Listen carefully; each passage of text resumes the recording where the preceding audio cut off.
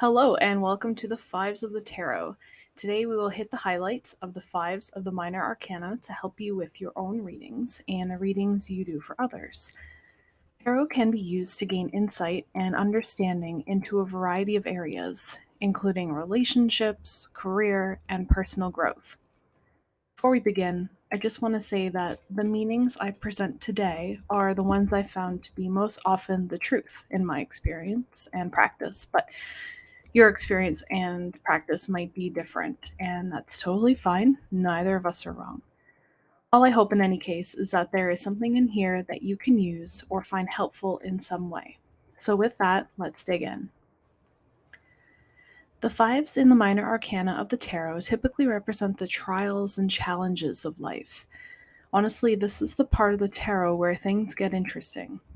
If we started with the aces and made it to the fives, this is a part where our protagonists have come to the conflict part of their story. We're now faced with something uncomfortable in the fives, and how we handle that, and how, that's the process of our character development. The experiences and struggles we have shape us and help us learn, and the fives are a catalyst for that.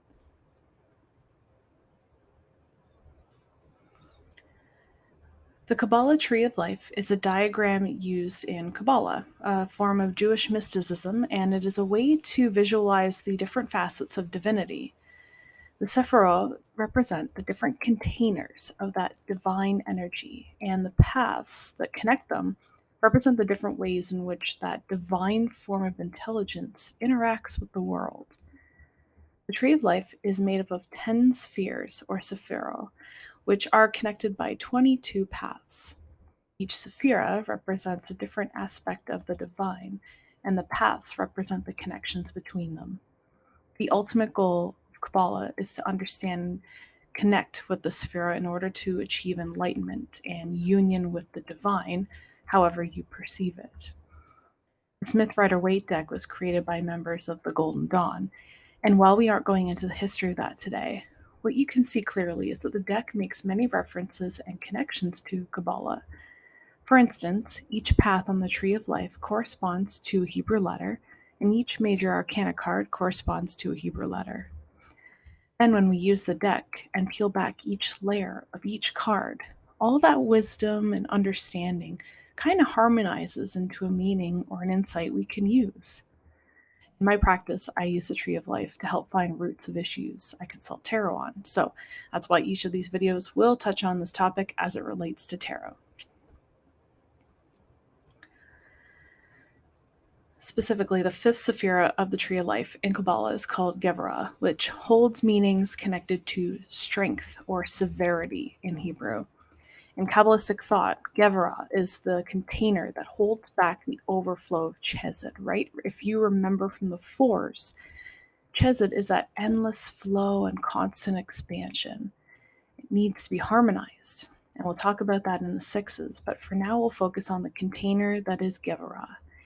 As harsh as it can be and as heavy as it can hit in a reading, Gevurah is really only doing this for our own good. It's the dam that keeps the river from flooding dry lands. It's a power we call on to keep us working hard in our goals, even when it makes us uncomfortable. Chesed is the carrot, Gevurah is the stick. Too much of either isn't good, and to risk describing it with less than the utmost respect, though it is a fair way to describe it, too much Chesed makes us eat too many cupcakes. Too much Gevurah tells us we don't even deserve a cupcake. Go run some laps. When Chesed and Gevurah are balanced, we have healthy boundaries, and we can express judgments with compassion for ourselves and others.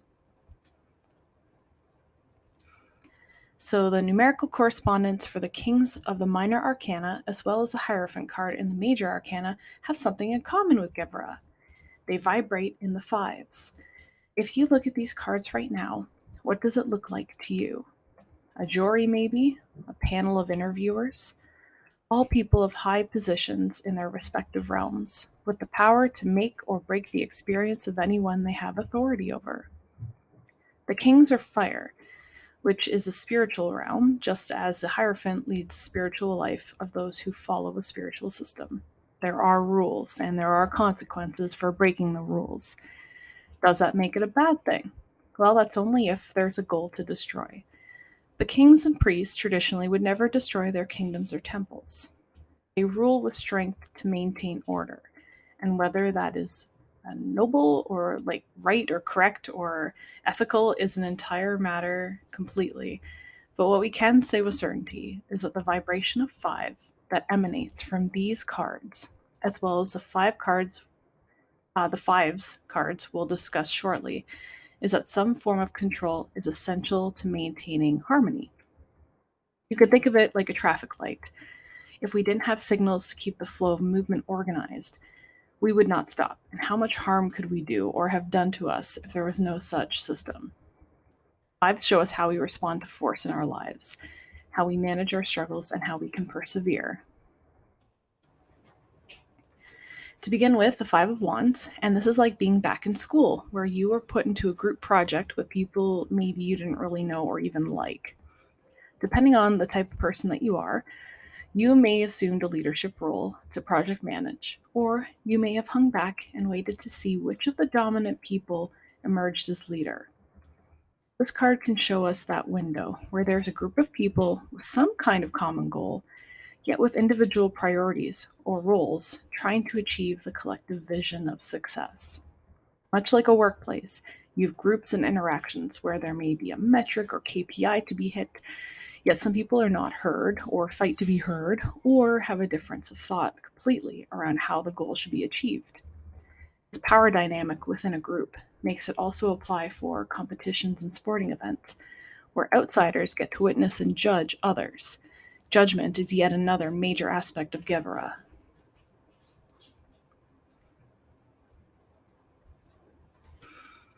In the reversal, we have a new set of options for how this card's communicating with us. Depending on the topic being read on, we can see the situation as being intensified, delayed, internalized, projected, resisted, lessened, pulled back, pushed forward. Your job as the interpreter is to figure out which of those applies. As always, the cards that surround that, or the cards that you pull to clarify this card, will tell you what it's really trying to say. So where the 5 of Wands was a bit more competitive or cooperative in its meanings, in the swords, the gloves have come off and things are getting nasty. Harsh words were said, and whether you were the person saying the harsh words or receiving them, rest assured that whoever believes that they won may not enjoy what happens after. When we clash with others, we inflict damage and we take damage. It may be physical, but it will most certainly be psychological. Sometimes the conflict is necessary to make things better, especially when we need this card to help us stand up for ourselves. Doing so makes us very uncomfortable and stressed out. We may do what needs to be done, but we've lost sleep in anticipation, and we are very likely stressed out as we wait for the fallout from that interaction. That's part of the magic of the 5s. This is the shaping of our characters in motion.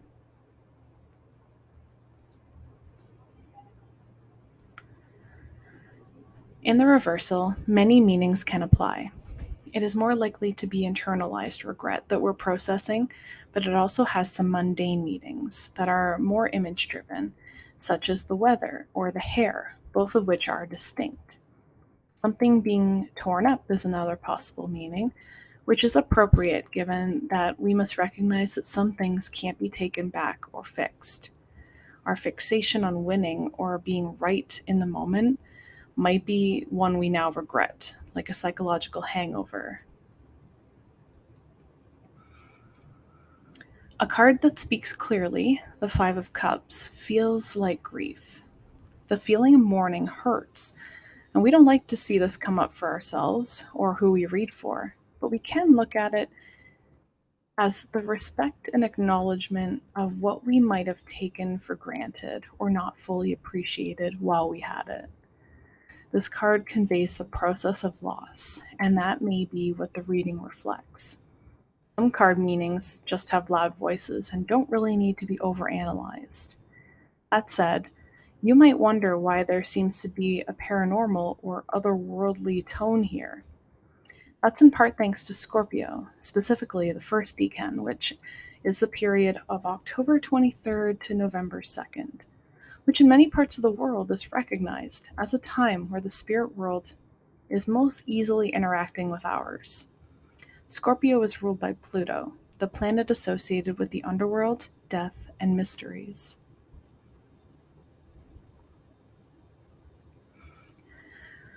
Reversals can be frustrating, especially when you're seeing prescribed meanings that are contradictory.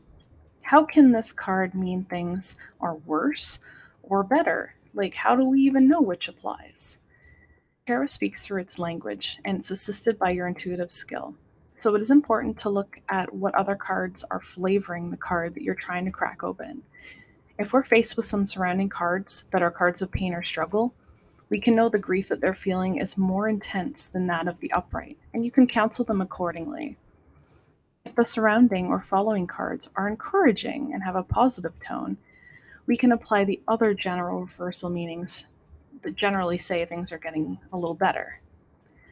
Depending on the topic you're being asked to read on, other meanings may apply, and they could be completely mundane and more so describing the circumstance. Context is everything. Like the Cups, the Five of Pentacles is a card that needs no cipher to get the gist of. These people are clearly not having a good time. One is injured, one may be sick. Both are clearly destitute, with their bare feet in the snow and torn clothing. Looks like there's light and warmth behind that window. If only there was a way for these folks to access it. A thing you can do when a card comes up on the table and you don't know where to start is to tell the story of the card, just like that. If you ask at the end, does that have meaning to you? You may find that the conversation will flow and they'll open up about what they're feeling shut out of. This is such an awesome card and it's crammed full of meaning and layers. While this card speaks in one voice about lacking material abundance, in another voice it talks about our spiritual body and perhaps a crisis of faith that applies to even people who don't have a structured religious practice. Many people have existential crises at some point or another, and they'll question the point of everything. We feel these especially when we're sick or when the wheels are falling off our lives. We are losing what we have, so therefore, are we losing ourselves? How do we cope with that? This card is showing our spiritual endurance. We got up and we kept moving. That stubborn will to persevere is the Taurus influence. Though through this hard time, we learn to adapt and overcome. What had fallen apart in the upright is now being put back together in a process of restoration and reconciliation. This is not an everything is fine now card. This is a process of getting there. Trust it, trust the process. Healing takes time and a willingness to work on things. If you've ever had to go through physiotherapy for an injury, the process of becoming functional can often feel incredibly painful and uncomfortable. But we can now see the reward of that process is getting closer to us, but only because we are actively moving toward it. Thank you so much for watching. There's no way I covered off all the many meanings the cards have. I just tried to hit the highlights. If you have a few books from the sort of core writers and teachers of the last 100 years, you do have plenty of guidance to work with you as you develop your skills. I just hope there's a little something here you could find useful, maybe something that helps a card open up to you as you practice. If you pause the video in different spots, you'll be able to read them as you need them. But if you want to have a printable copy of all the cards we've done so far, those are available to patrons on the Lost and Found Patreon if you are by chance interested in supporting it. Hopefully you'll hop over to the next video in the series where we go over the sixes of the minor arcana. Thanks and take care.